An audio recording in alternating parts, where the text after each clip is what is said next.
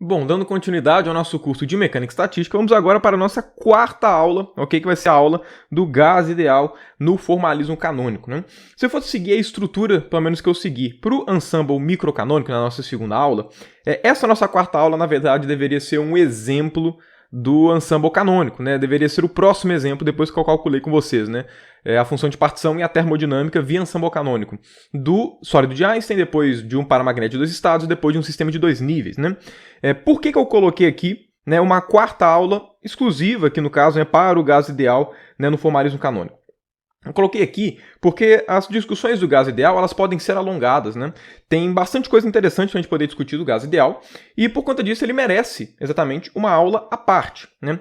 Essa aula daqui, provavelmente, essa nossa quarta aula vai ser menor do que as últimas aulas, né? Tanto do que as aulas de revisão termodinâmica, né? Vai ser menor do que a do ensemble microcanônico e do canônico. Por quê? Porque toda essa nossa aula vai ser focada aqui para o gás ideal. Ok?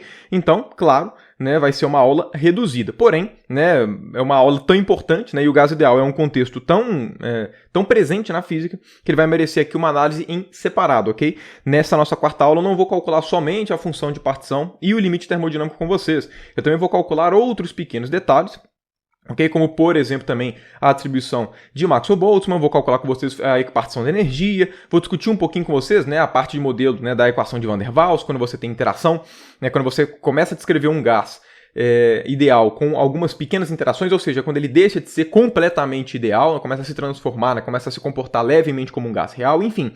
Vai ter bastante discussão aqui do gás ideal, de forma que, de fato, ele merecia uma aula em separado. Ok? Mas, bom, né, começando aqui, né, vamos passar a fazer de fato aqui a nossa aula do gás ideal. Vamos começar aqui de fato com a nossa primeira análise. Se a nossa aula 4 ela vai ser o gás ideal no formalismo canônico, qual que é a primeira coisa que a gente tem que fazer? A primeira coisa que a gente tem que fazer é calcular a função de partição. Se a gente calcula a função de partição, a gente tem toda a informação estatística e termodinâmica do sistema. Então, qualquer análise via ensemble canônico, né, necessariamente, a gente começa pela função de partição. E aqui no caso, né, a forma que a gente vai calcular a função de partição vai ser de acordo, né, com aquela expressão da última aula, né, do último vídeo da nossa quarta aula de ensemble canônico, que foi, né, que eu construí com vocês como é que ficava a função de partição, o cálculo da função de partição para sistemas contínuos, que vai ser o caso aqui do gás ideal, ok?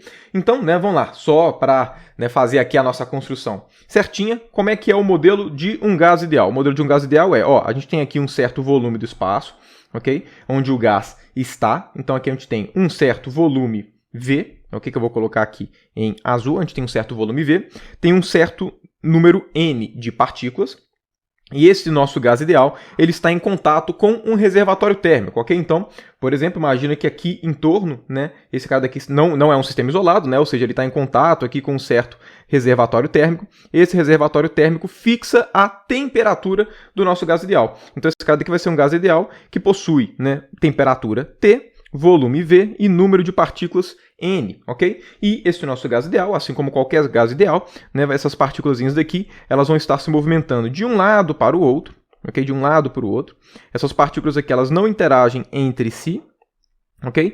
De forma que a energia, né, de cada uma dessas partículas, então eu vou colocar aqui a energia de cada uma das N partículas, né, vai ser igual ao que vai ser somente energia cinética. Então aqui vai ser um P ao quadrado sobre 2m. Aqui no caso estou levando em conta, né, um gás ideal monoatômico, ok? Então, né, já de cara eu vou colocar aqui, ó, monoatômico, ok? Porém, né, eu vou mostrar aqui como é que ficam as diferenças quando a gente leva em conta um gás que seja diatômico, triatômico, poliatômico, ok? No início aqui eu vou tratar, né, essa nossa primeira descrição, eu vou tratar para gases ideais monoatômicos, porém esses outros tipos de gases ideais, né, com mais moléculas e tudo, eu vou tratá-los no vídeo sobre o teorema da equipartição de energia, porque através do vídeo da equipartição de energia a gente consegue ver quais vão ser as diferenças, na verdade, na prática, para quando a gente considera mais tipos moléculas diferentes do que somente monoatômicas. Só um adendo aqui, né, que é extremamente importante, nós estamos fazendo aqui a descrição de um gás ideal no espaço tridimensional, ok? Que são exatamente os espaços em que nós vivemos. Então, esse momento que aparece aqui, ele é o momento vetor, ok? Eu não precisaria necessariamente colocar esse vetorzinho daqui, porque o momento ao quadrado de Pn é a mesma coisa que você pegar o módulo do vetor ao quadrado, ok? Por definição. Então, ao pé da letra eu não precisava colocar esse vetorzinho aqui não, ok? Mas eu vou colocar só para deixar explícito que cada um desses momentos daqui que aparecem, né, são exatamente os momentos, né, nas três componentes, px na direção x, py na direção y, pz na direção z, ok? Mas, bom, dado isso daqui, né, se essa aqui é a energia de um único constituinte aqui do nosso gás, né, qual que vai ser a energia total do gás? Vai ser um somatório, né, de todas essas energias daqui, das energias cinéticas de todas essas partículas, ok? De n igual a 1 até nzão, de forma que com essas informações daqui, né, nós já estamos aptos a fazer a nossa descrição estatística via ensemble canônico do gás ideal monoatômico. Por que eu digo isso? Porque, olha só, primeiro de tudo, a gente sabe qual que vai ser a energia do nosso sistema, e ela aparece na distribuição canônica, ok? Aparece ali na função de partição para a gente poder calcular e tudo. Além disso, a gente sabe que cada microestado desse nosso gás ideal, ele é caracterizado pelo quê? Pelas posições e pelos momentos de todas essas partículas daqui. Ok? Então, ou seja, a gente vai ter aqui, né, um conjunto de Q1 até Qn. Né, aqui eu vou até colocar vetor assim, só para deixar claro que cada um desses Qs correspondem à direção x, direção y e direção z. Ok? E, além disso, a gente tem, né, P1, P2, P3 até Pn. Então, esses caras daqui, eles definem os microestados de um sistema. Né? E esse cara daqui é a nossa energia, ok? Então, como é que a gente vai fazer? Então, como é que a gente faria na prática para poder calcular a nossa função de partição? A nossa função de partição, ela é calculada como sendo o quê? Como sendo 1 sobre n fatorial, que tem que aparecer aquela correção, né? A correção de Gibbs. Né? Aqui a gente vai ter integral de exponencial de menos beta, energia, que vai ser o quê? Vai ser aqui um somatório de p ao quadrado sobre 2m, p ao quadrado sobre 2m, aqui eu vou até colocar Pn, somatório indo de n igual a 1 até nzão, ok? E agora a gente faz essa integral no espaço de fase, ok? Que ele é o quê? Ele é dado por d3q1 até d3qn, d3qn, e aqui a gente vai ter d3p1 até d3pn. Aqui aparece d3q e d3p, por quê? Porque cada uma, né, dessas coordenadas que indexam cada uma das partículas vai ter exatamente 3 componentes, exatamente pelo fato de que nós estamos em um espaço tridimensional. Então, na prática, é essa expressão daqui que a gente tem que calcular. Outra forma de se calcular essa expressão, que na verdade é bem visível, é o seguinte, né? Aqui o nosso gás ideal, ele é um sistema não interagente. Por quê? Porque a energia de cada partícula só depende das características daquela partícula. O que eu comentei com vocês em uma aula, né, lá no ensemble canônico? Eu comentei com vocês que sempre que a gente tem um sistema de partículas não interagentes, a função de partição ela pode ser escrita como sendo a função de partição de uma única partícula elevada a n. Como nos sistemas contínuos a gente tem que colocar exatamente a nossa correção de Gibbs, o que acontece? A gente teria que colocar aqui um 1 sobre n fatorial, ok? Mas nada, mas isso não ignora o fato de que aqui tem z1 elevado a n. Então a gente poderia fazer, ao invés de calcular aqui a função de partição total, eu poderia calcular a de uma única partícula, depois elevar a n e aí colocar a correção de Gibbs, ok? A gente poderia partir disso aqui direto, né? É uma possibilidade. Porém, se você partir disso daqui, é muito fácil você perceber que a gente cai exatamente nessa expressão. E vai ser o que eu vou fazer aqui só para, né, mostrar isso, para que a gente fique com mais naturalidade nas contas.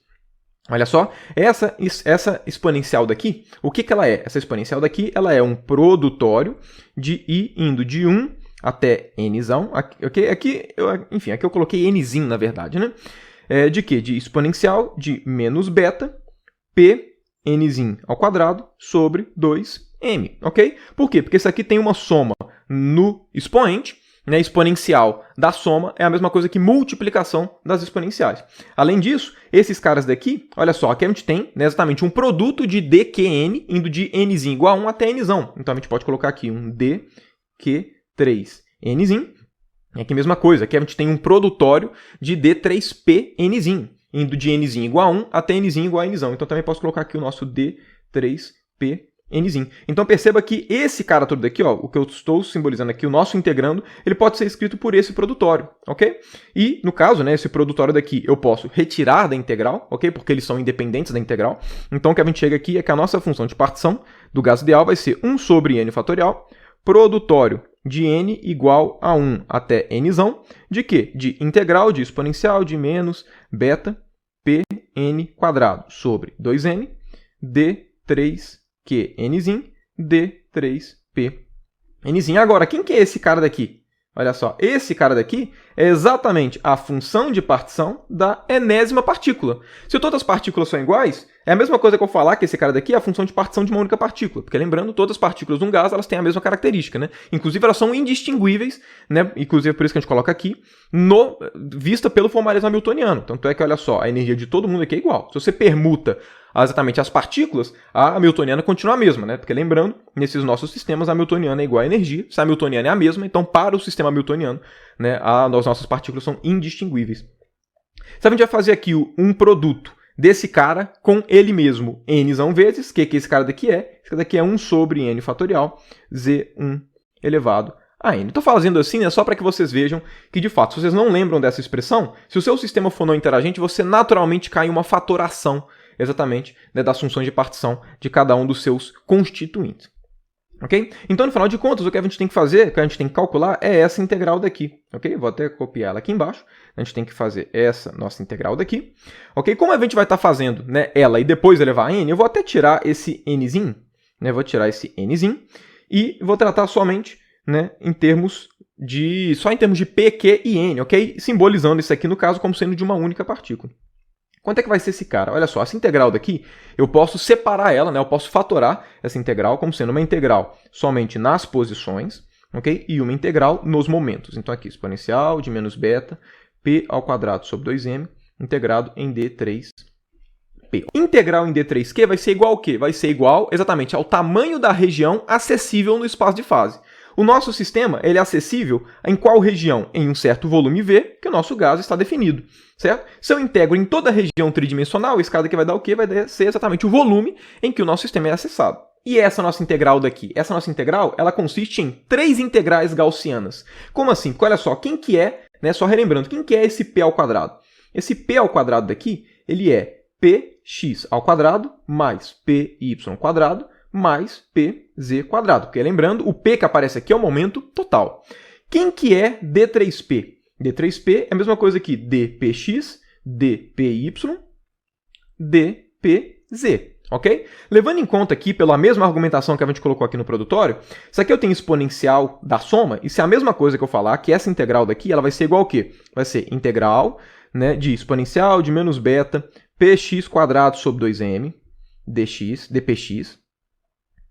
Aí, no caso, essa mesma multiplicado por esse mesmo cara daqui, só que trocando x por y, ok? Então, aqui y e aqui y.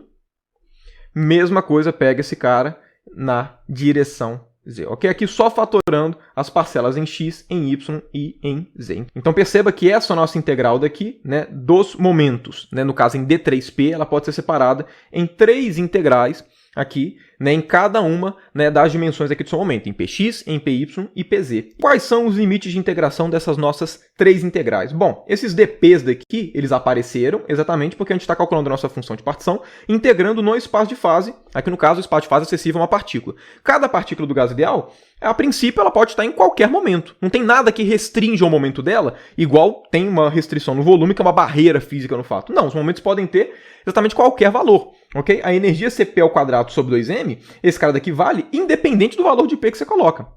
Então, se tem que ser integrado em todo o espaço de fase acessível ao seu sistema, aqui as nossas integrais elas têm que ser de menos infinito até infinito para cada um desses caras. Então, menos infinito até infinito. E aí, cada um desses caras aqui corresponde, né, a uma integral gaussiana, né, de forma que eu posso escrever essa integral aqui embaixo como sendo o quê? Integral de exponencial de menos beta, p ao quadrado sobre 2m, dp, elevado a 3, sendo que essa integral é de menos infinito até mais infinito, ok? Perceba, eu só mudei o nome da variável de integração, porque no caso, tanto faz aqui é px, py e pz no quesito do nome da variável, ok? Variável de integração é uma variável muda, nada impede você renomear a variável de integração. A integral está sendo feita aqui, ela é idêntica para esses três, ok? Só muda o nome da variável de integração, que eu estou renomeando aqui para p, só para ficar menos poluído. E essa daqui é uma típica integral gaussiana, né? No caso, essa integral você não consegue encontrar uma primitiva e depois colocar os limites de integração igual a gente sempre faz para poder calcular as integrais definidas, ok? Porém, né, apesar de a gente não conseguir pegar uma primitiva, tem algumas técnicas, né, que a gente consegue fazer para determinar quanto é que vale essa integral definida, principalmente essa integral gaussiana de menos infinito até mais infinito. Essa é uma integral que aparece o tempo inteiro, ok? O tempo inteiro, e essas são umas integrais que a gente tem que saber o valor, ok? Se você nunca viu a demonstração desse cara, né, enfim, utiliza a coordenada polar e tudo. É bem simples, normalmente a gente vê isso nos cursos de cálculo, você provavelmente já viu, ok? Aqui no caso, eu vou simplesmente passar qual que é o resultado da integral gaussiana, porque para mim aqui, né, eu já estou supondo que quem está assistindo esse curso já passou diversas vezes por essas integrações, então você já tem que saber ela. Isso daqui é uma daquelas integrais que são obrigatórias você saber o valor, ok? No caso, qual que é o valor tabelado? A gente tem que integral de menos infinito até mais infinito, de exponencial de menos ax quadrado dx. Esse cara daqui, ele é raiz de π sobre a. Ok? No caso, quem está fazendo o papel do nosso a aqui? Quem está fazendo o papel do nosso a é o beta sobre 2m. Ok? Então, quanto é que vai dar essa integração daqui? Essa integração daqui vai dar raiz de π vezes o inverso do a, ou seja, raiz de 2πm sobre beta. Ok? Seria o resultado dessa integração, porém, ela está elevada a 3. Então, necessariamente, em vez de colocar esse raiz aqui, eu vou colocar esse cara elevado a 3 meios. Então, esse cara daqui que vai passar para a gente, né? Então, esse vai ser o valor dessas 3 integrais gaussianas, que seria equivalente à integração nos momentos, né, feito aqui, né, da nossa função de partição. Ok? Então, perceba que a gente acabou de determinar é que essa parte daqui, que vem da função de partição de uma única partícula, que no caso sem a correção de Gibbs, esse cara daqui para a gente retorna o quê? Retorna V, que a gente acabou de obter aqui, vezes, né, aqui no caso, 2πmzinho sobre beta elevado a 3 meios. Então essa daqui que foi a parcela que foi retornada para a gente. Percebam, esse cara daqui é uma única parcela que aparece dentro desse produtório. Essa parcela daqui, que a gente acabou de calcular, vai aparecer n vezes, né, multiplicada por ela própria n vezes, ainda com o fator n fatorial. Okay? O que significa? Significa que a função partição do nosso gás ideal no ensemble canônico vai ser igual ao quê? Vai ser 1 sobre n fatorial, e aquele cara elevado a n, porque vai aparecer n vezes. Okay? Então aqui vai aparecer um v elevado a n e um 2πmzinho dividido por beta elevado a 3n sobre 2. 3n sobre 2. Então este cara daqui vai ser a função de partição canônica, né, do gás ideal, ok? Percebam aqui, né, eu não sei vocês, mas é muito mais fácil calcular a função de partição do gás ideal do que calcular o número de microestados, ok? Se vocês lembrarem, lá no contexto de ensemble microcanônico, o número de microestados acessíveis a um gás ideal aparecia aquela volume daquela hiperesfera, a gente tinha que fazer umas análises um pouco maiores, né? Enfim, aparecia aquele fator C3n, que a gente não sabia exatamente quanto é que era, enfim, perceba como aqui é muito mais rápido, ok? Bem mais rápido. A maior dificuldade que poderia existir aqui é a integral gaussiana, né? Mas lembrando, a integral gaussiana é uma integral que você sempre tem que saber tabelada. Mas então é isso, né? Dada aqui a nossa função de partição canônica do gás ideal, toda a informação estatística do gás ideal e toda a informação termodinâmica está contida nessa função, né? Então todo o resto dessa nossa quarta aula do ensemble canônico, né, do gás ideal no ensemble canônico, vai ser basicamente aplicações, né, que a gente consegue a partir dessa expressão daqui, que é a função de partição canônica do gás ideal.